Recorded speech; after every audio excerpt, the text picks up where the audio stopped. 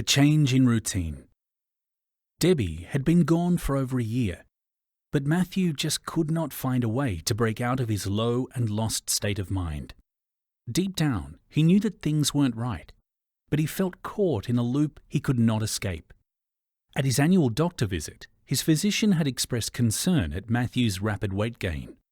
He advised portion control, fruits, vegetables, whole grains and exercise. But each suggestion sounded to Matthew even more impossible than the last. So now Matthew's life was 100% predictable. Every day he followed the same routine. Morning, hit the snooze on the alarm 5 times, barely get out the door to be 10 minutes late to work. Grab a coffee and 3 donuts from the break room on the way to his desk. Answer calls in a bored tone, flipping through his tech support scripts and following along thoughtlessly, word for word on autopilot.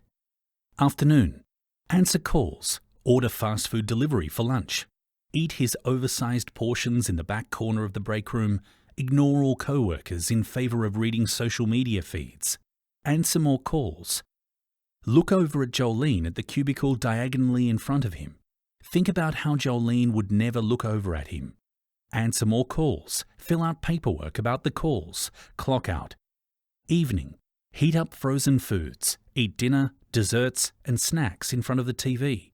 Fall asleep to its drone and wake up to its sudden explosions of volume. Finally haul his bulk off the couch to collapse into bed.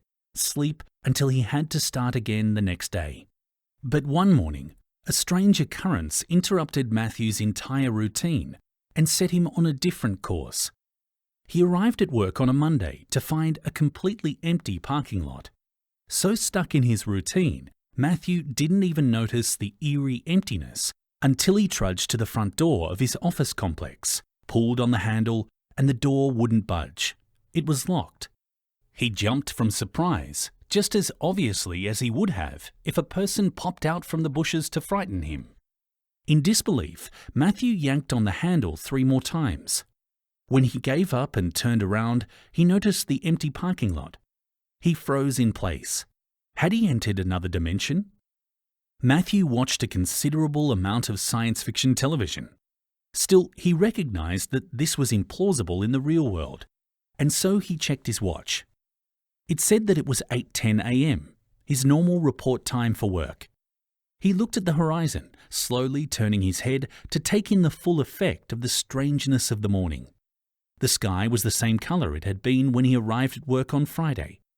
There weren't as many cars whizzing by as he was used to hearing. Near the dumpster across the lot, some spilled trash rustled and he could hear it, when ordinarily he wouldn't have been able to hear such a faint noise over the traffic. Matthew came to a sudden realization. He looked at his phone. It said 7:10 a.m. He had forgotten to reset his watch and his bedside clock to adjust for daylight savings time.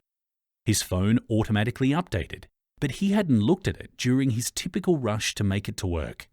He was an hour early. Matthew decided to sit in his car until someone came to open the building. Then he'd make a huge show of being on time for work to make sure his boss noticed. Walking across the parking lot, he noticed that the rustling trash he'd spotted earlier was shaking around in a way that couldn't be explained by the still air.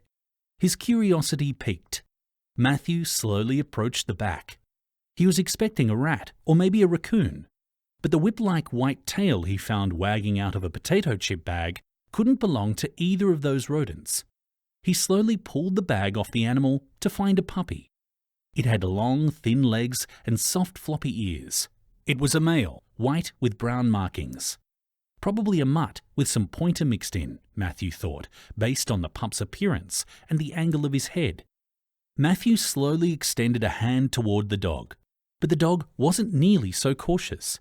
He sniffed quickly, twice, and licked Matthew's hand gleefully over and over. Matthew chuckled. It felt odd, but nice, this warmth and joy. He'd forgotten this feeling since Debbie left. He scooped up the pup and it transferred the joyful licks to his face. Matthew said, "I'll call you Kirk." He had decided to keep the puppy without even thinking about it. "And you're going to make me late for work again." Matthew looked forward to going home to Kirk through the entire workday, but when he got home, he was not quite so enamoured with the pup. Every trash can in the apartment was upended and emptied. There were 3 puddles and 1 pile of poop on the floor. The fabric on the arm of the couch was wet and torn, and 2 of his wooden kitchen chairs had bite marks on them. Matthew angrily yelled, "Bad dog! Bad dog!" Kirk whimpered, tucking his tail between his back legs and ducking his head, eyes wide and sorrowful. Matthew shook his head. "That's not fair. How can I be mad at that face?" He spent the next couple hours cleaning up Kirk's mess. After that, he made himself a quick sandwich for dinner, feeding Kirk lunch meat from his plate, and began to read about caring for a puppy on the internet. He came up with a strategy to prevent coming home to this sort of mess every day. Then he and Kirk went to the pet store.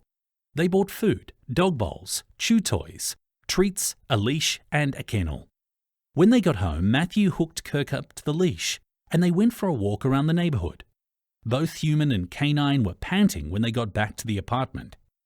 Matthew spent the rest of the evening putting Kirk's kennel together and setting it up for his comfort during the following day. He collapsed into bed and set his alarm an hour earlier than usual to make sure he'd have time to walk and feed the pup before he left for work.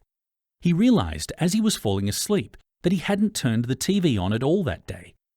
Matthew used all his previously wasted time to train Kirk, teaching him to stay calmly in his kennel, training him to sit and stay, making sure he chewed only his own toys. He walked Kirk every morning to help the pup burn off the energy that he would otherwise spend being destructive. One day, feeling lighter than he'd felt since Debbie left, Matthew's walk with Kirk turned into a jog. With Kirk's toothy grin next to him, it hardly seemed like exercise. Over the weeks and months, Kirk grew into a sleek, full-grown dog, and Matthew slimmed down to the point that he had to buy a whole new wardrobe. Now Matthew had a new routine. In the morning, Kirk woke Matthew with a cold nose to the face on the alarm's first chime. They jogged the neighbourhood together. They ate breakfast together. And then Matthew gave Kirk a treat and a toy and guided him to his kennel. Matthew worked all morning more attentively than he had in the past. His boss had even mentioned a possible promotion. At lunch, Matthew ran home to walk Kirk, eating a sandwich or a wrap as they strolled along. Matthew returned to making calls for the afternoon, but occasionally took a quick break to talk with Jolene. She had a photo of a fat beagle tacked to a cubicle wall, and shortly after getting Kirk, Matthew was able to start a conversation with her about dogs. They shared stories about their canine companions and started to form a friendship. Matthew even thought sometimes that she might be flirting with him. In the evenings, Matthew still ate dinner and watched television, but he didn't feel as hungry, and his portion sizes lessened. He also had to take at least 1 or 2 more walks for Kirk to use the restroom, adding activity to Matthew's formerly sedentary evenings. And Matthew envisioned soon involving Jolene in some of his evenings, asking her over for dinner, cooking something she'd find impressive, and maybe walking their dogs together. Before he found Kirk scrounging for food in the garbage, none of this would have seemed possible. Somehow, this one small change had rearranged an entire life. As he settled into sleep, Matthew practiced his intended question for the following day.